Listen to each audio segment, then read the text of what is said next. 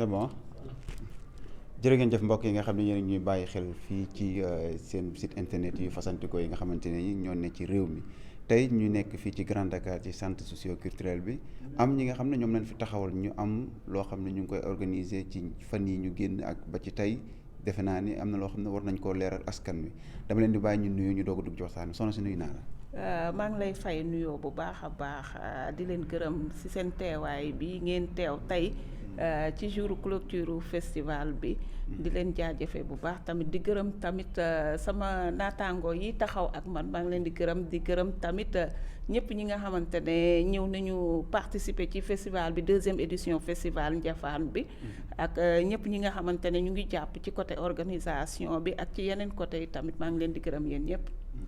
boobu doon fàttali tur bi ak yow lan nga doon ci festival bi. man maa ngi tudd Fatou Samb nekk directrice artistique fondatrice su festival Ndiafane. festival Ndiafane tey boo doon ñëw ci festival lan mooy festival Ndiafane ak lan moo ko waral. festival Ndiafane pour ñëw tuuti ci turu Ndiafane bi. Ndiafane bi mu ngi signifier fusion.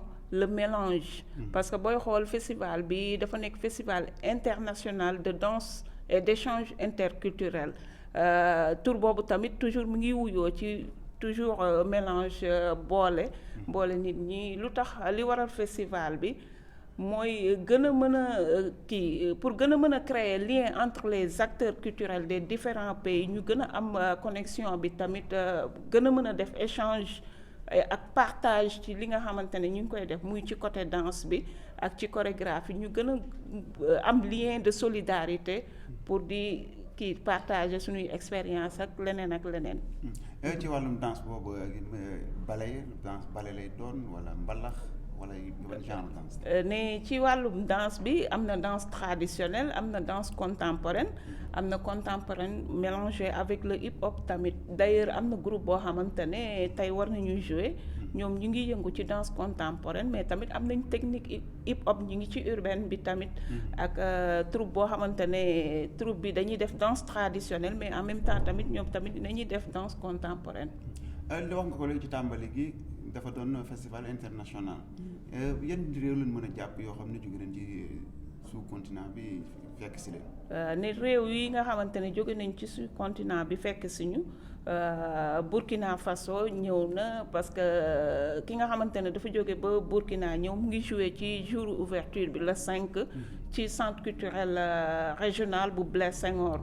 am na koo xamante ne tamit mu ngi jóge ba Casamance village bu ñuy wax Abéné moom tamit ñëw na participer ci festival bi joxe dansu kiyam région wam am na tamit ñeneen ñoo xamante ne waroon nañu ñëw participer ci festival bi mais xam nga rek des fois affaire yi dafay xaw metti surtout ci problème billet pour les acteurs culturels ñu mën a dem di participer ci festival yooyu noonu dañuy am des fois jafe-jafe yooyu noonu am na koo xamante ne mu ngi entre Sénégal ak Guinée moom tamit participer na ci festival bi mi ngi joué ci premier jour bi ci jour d'ouverture bi am na tamit ñoo xamante ne ñu ngi ci biir dëkk bi ñoom tamit participer nañ ci festival bi joué nañ ci festival bi.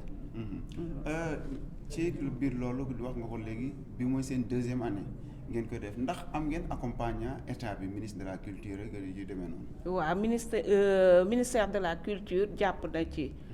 ma ni que ñi nga xamante ne ñoo accompagner 2e édition bi ministère de la culture la ak ville de Dakar DMTA tamit jàpp nañ ci école des sables jàpp nañ ci centre culturel régional de Dakar aussi jàpp nañ ci Sen Média Even tamit jàpp nañ ci mouvement reçu tamit jàpp na ci mairie de Grand Dakar ñoom tamit jàpp nañ ci sama aar sama web jàpp nañ ci fondation Sokosim tamit jàpp na ci 2e édition bi Kaay Fecc tamit jàpp nañ ci daanaka daal am na ñu bari ñoo xamante ne jàpp nañ ci des personnes physiques tamit et morales tamit ñoom tamit jàpp nañu ci deuxième édition wu festival bi Goethe Institut aussi ñoom tamit jàpp nañ ci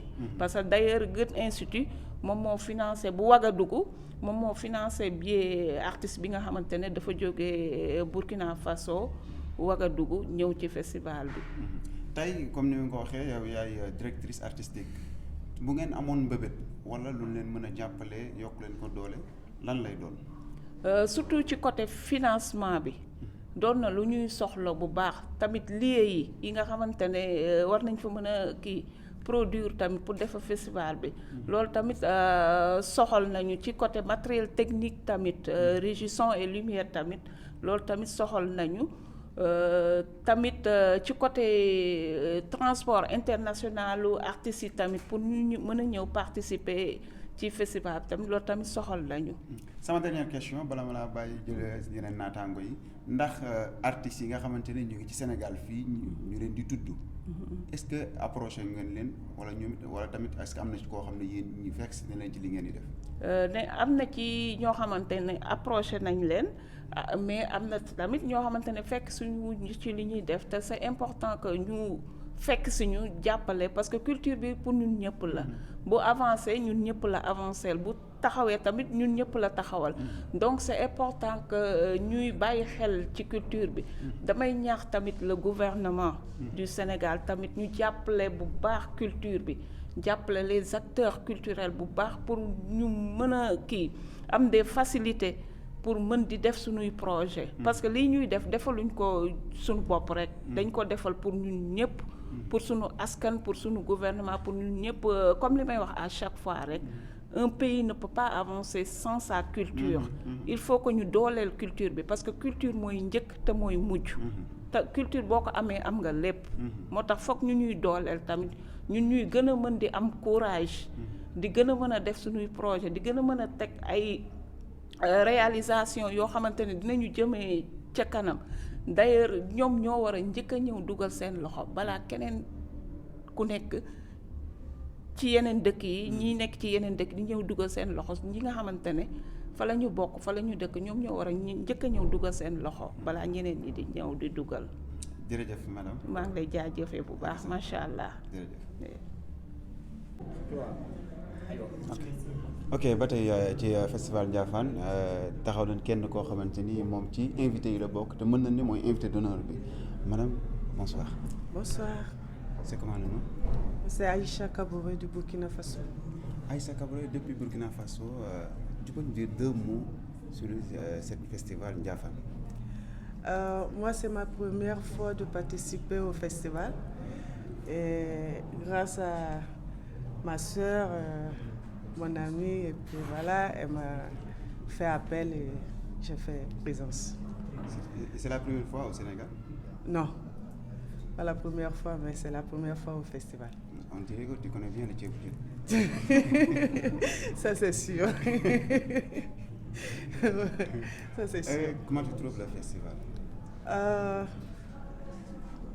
Le festival s'est bien déroulé. On dit Dieu merci. Ouais. Sauf que je lance appel aux danseurs. Le festival, c'est pour eux. C'est pas pour quelqu'un d'autre. Donc, il faut que désormais, ils sortent massivement pour soutenir le projet. Ouais. Tu vois qu'ils ne sont pas sortis massivement. Ça reste. Ça reste. De quel côté? Sur tous les côtés. Sur tous les côtés, par exemple, pour les ateliers, ils ne sont pas sortis. Et j'ai vu aussi que pendant les spectacles aussi, il y a beaucoup qui sont absents. Et c'est très important aussi pour aller de l'avant, dans ton carrière. Il faut suivre beaucoup de spectacles. Ça nourrit beaucoup. Oui. Toi, tu es danseuse? Oui. Quel genre de danse tu pratiques? Je fais la danse contemporaine. Mais avant, j'étais au ballet national du Burkina Faso. J'ai fait la danse traditionnelle. J'ai pris aussi pas mal de cours de hip-hop. Mais actuellement, c'est la danse contemporaine que j'exerce. Comment vous trouvez les danseurs et les danseuses ici au Sénégal? Je connais certains. Voilà, je trouve qu'ils ont pas mal de talent aussi, sauf qu'il faut qu'ils croient en eux-mêmes, à leur travail, et avoir vraiment la motivation d'y aller de l'avant. Ne jamais baisser les bras. Ouais. Accompagné avec ta sœur, tu l'as dit, comment ça te fait qu'ils te prennent comme invité d'honneur? Normalement, c'est elle qui doit répondre à ça. Parce que c'est toi l'invité d'honneur, c'est pas elle. Parce qu'on se connaît, ça fait plusieurs années. On a participé pas mal de stages, de formations ensemble. Voilà, et puis c'est comme ça, c'est tisser les liens. Et elle a voulu que je vienne la soutenir. Voilà. Est-ce que tu es prête pour revenir une autre fois? Bien sûr, pourquoi pas? C'est la 3e année. Je suis là. Tu vas pas rentrer là-bas? Non. Non, tout sauf ça. Quelque chose que tu ne vas pas oublier ici au Sénégal pendant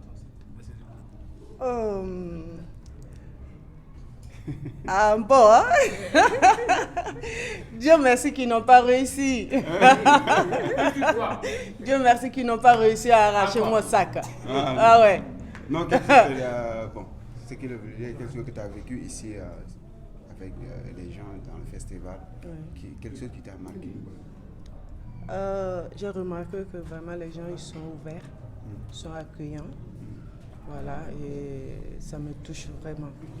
Je ne me suis pas sentie seule ni écartée. Je suis en famille et c'est toujours l'Afrique qui gagne, quoi. C'est toujours l'Afrique qui gagne. Bien sûr. Merci Aïcha. Merci à vous.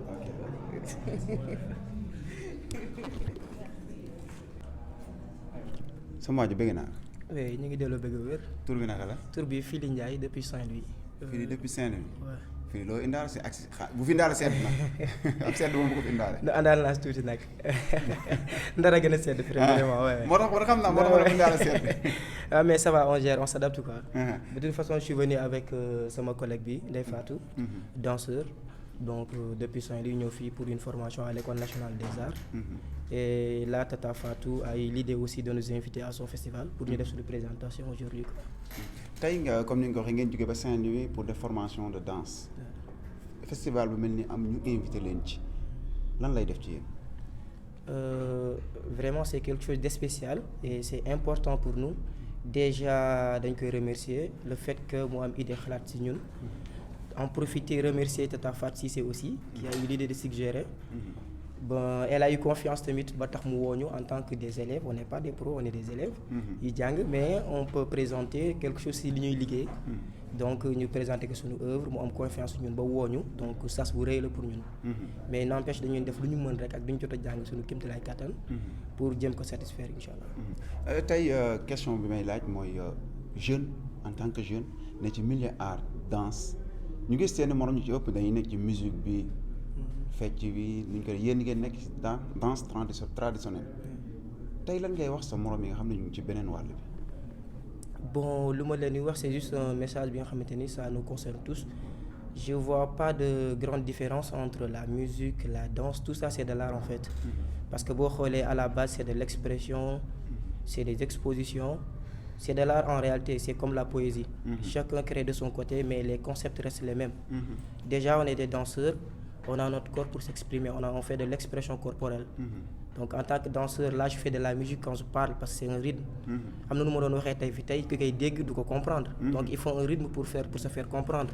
Comme le chanteur ni muy joxee rythme ak kàllaame pour se faire comprendre.